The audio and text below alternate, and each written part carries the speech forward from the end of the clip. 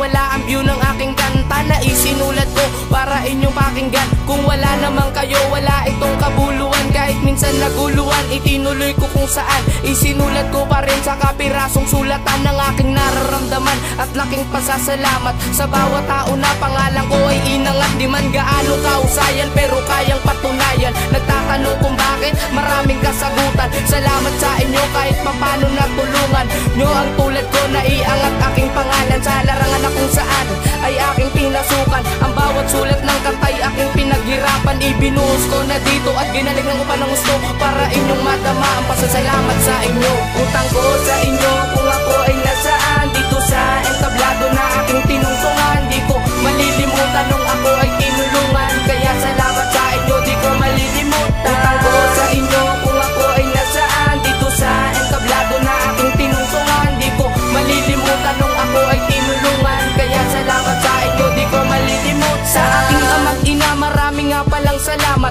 at di nyo hinayaan mawala aking pangarap na kung saan sinimulan at ako'y pinalakpakan ng karamihan. Pinakita ko ang aking kakayahan, pinalawak ko ang isip para lang matapatan. At salamat sa inyo, ako ay sinuportahan sa bawat kantang naisulat. Maraming ang nagulat mula sa pagkakadapa, ako'y biglang namulat. Di pala ako nag-iisa, sumuporta sa akin ang karamihan na madla. At salamat sa inyo, pinakinggan nyo ang kanta ng isang makata na dala-dala ang tiwala na madla. Tuloy pa rin ako dahil sa inyo nakatingala. Ang sinulat kong kanta ay aking pinagsikapan, sa aking kasanayan ginawa ko ng libangan. At salamat sa lahat ng pagsuporta. Utang ko sa inyo kung ako ay nasaan, dito sa entablado na aking tinungtungan. Di ko malilimutan nung ako ay tinulungan, kaya salamat sa inyo, di ko malilimutan. Utang ko sa inyo kung ako ay nasaan, dito sa entablado na aking tinungtungan. Di ko malilimutan nung ako ay tinulungan, kaya salamat sa inyo, di ko malilimutan. Nakasalalay sa